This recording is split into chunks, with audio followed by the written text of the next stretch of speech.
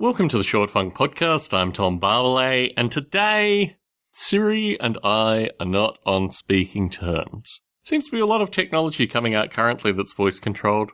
Amazon apparently has a new product, I think it's called an Echo, which enables you to control various aspects of your house by voice commands. Obviously, there's been Siri for a number of years. I first became acquainted with Siri 4 years ago, I remember quite well, and she didn't have a clue about what I was saying.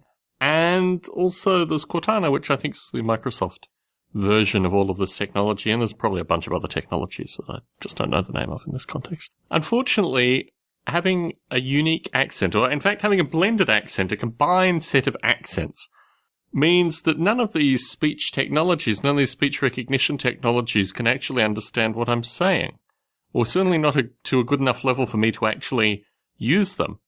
Apple spent a good amount of time trying to get around the Australian accent, and I remember perhaps the second iOS release, like a point release after the one that had Siri first in it, had the Australian language fix.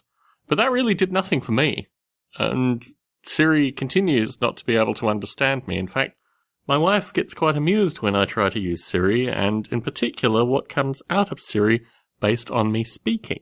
I reflect what an accent actually means in this context. I mean, it amazes me that humans can kind of gather together in groups sufficient for technology to hone in on their accents and still not be able to understand me.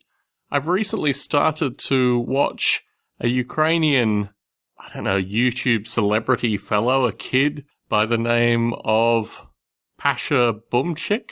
The Google Translate, which has absolutely no success with any of my YouTube videos, are able to translate probably between 40 to 60% of what is said by this Pasha Bumchik and his related friends. Which strikes me that there is a certain degree of uniformity in the way in which, I guess Ukrainian is the language. I mean, it seems very close to Russian, but there are in fact two distinct languages. Maybe a dialect of Russian is Ukrainian, I don't know. Short Funk listeners, you know what to do.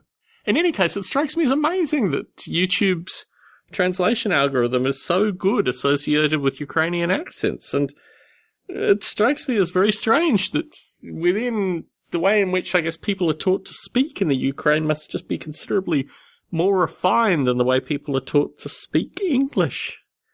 It'd be wonderful to know that there was actually a prescription to enable my speech to be better understood. I've tried various techniques, like a thick Texas drawl, in order to get Siri to understand what I'm saying, but really, I've just given up on this technology. I'm waiting for the next wave of interpretation of thought technologies, which I'm sure are only about 3 or 4 years off. And until then, unfortunately, most of my technology interaction is probably going to be done through keyboards and occasional finger strokes, because speaking sure ain't cutting it in terms of controlling technology. I've lamented associated with potentially picking up Dragon Dictate.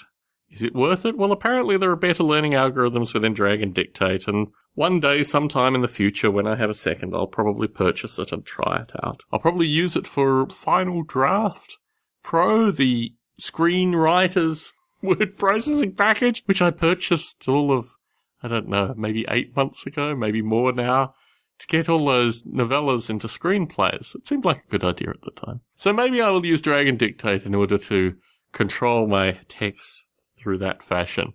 But I'm preparing myself to be very disappointed there as well. What is in an accent? You should be very thankful if you can use these technologies with your voice.